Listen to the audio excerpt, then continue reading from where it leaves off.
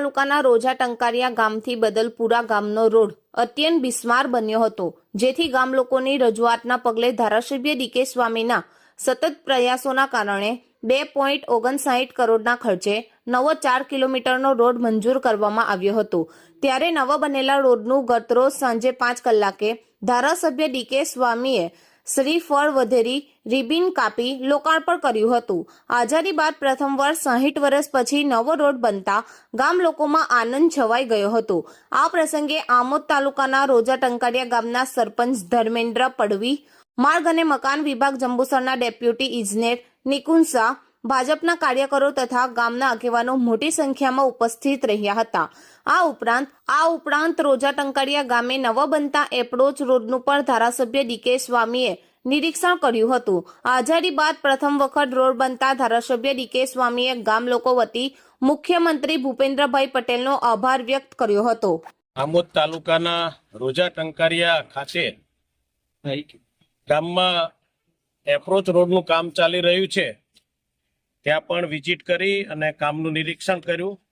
તેમજ રોજા ટંકારિયાથી બદલપુર રોડ જે આશરે 3 થી 4 કિલોમીટરનો આ રોડ છે, જેની કિંમત 2,60,00,000 આજે એક રોડનું આજે ઉદ્ઘાટન કરવામાં આવ્યું, જેમાં 3 થી 4 નાળા છે, 100 મીટર જેટલો આશરે આરસીસી રોડ પણ બનાવવામાં આવ્યો। ત્યારબાદ બદલપુર સુધીનો ડામરનો રોડ આજે જ્યારે પૂર્ણ થયો ત્યારે અમે સૌ ભારતીય જનતા પાર્ટીના કાર્યકર્તાઓ ઉપસ્થિત રહી આ રોડનું ઉદ્ઘાટન કરવામાં આવ્યું, શરૂઆત કરવામાં આવી।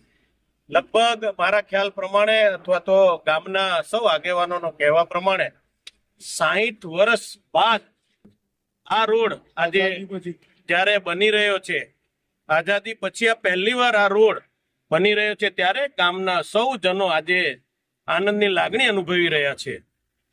આ સમયે હું ગુજરાત સરકારના માનનીય મુખ્યમંત્રી શ્રી ભૂપેન્દ્રભાઈ પટેલ સાહેબ તેમજ માર્ગ અને મકાનના સૌ અધિકારીઓનો, સચિવોનો, માનનીય મંત્રીશ્રીનો હું હૃદયપૂર્વક ખૂબ ખૂબ આભાર વ્યક્ત કરું છું કે અહીંથી જે રોજા ટંકારિયાથી અથવા તો આમોદ તાલુકાના અનેક લોકો રોજ અવર જવર માટે અહીંથી દહેજ બાજુ જ્યારે જઈ રહ્યા છે, ત્યારે આ રોડ ખૂબ જ ઉપયોગી જવા થઈ રહ્યો છે। ત્યારે આજે આ ગામની અંદર આવીને એનું ઉદ્ઘાટન કરવામાં, જેમાં અમારા તાલુકાના આગેવાન અને તાલુકા બીજેપીના પ્રમુખ એવા દીપકભાઈ ચૌહાણ તેમજ ગામના આગેવાન એવા અમારા આદરણીય ભીખાભાઈ તેમજ ગામના સૌ આગેવાનો માનનીય વનરાજસિંહ તેમજ ડોક્ટર રાહુલજી તેમજ સૌ ગામના આગેવાનો, તેમાં આદરણીય સાગરભાઈ છે, આદરણીય અજીતસિંહ છે, સૌ ઉપસ્થિત રહી આ કાર્યક્રમનું આયોજન કરી અને આજે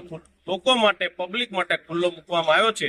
તો આજે સહર્ષ લાગણી અનુભવું છું। ગુજરાત સરકારનો માનનીય મુખ્યમંત્રીશ્રીનો હૃદયપૂર્વક ખૂબ ખૂબ આભાર વ્યક્ત કરું છું। અસ્તુ, ધન્યવાદ। વંદે માતરમ। ભારત માતા કી જય, ભારત માતા કી જય, વંદે વંદે, જય જય શ્રી રામ, જય શ્રી રામ।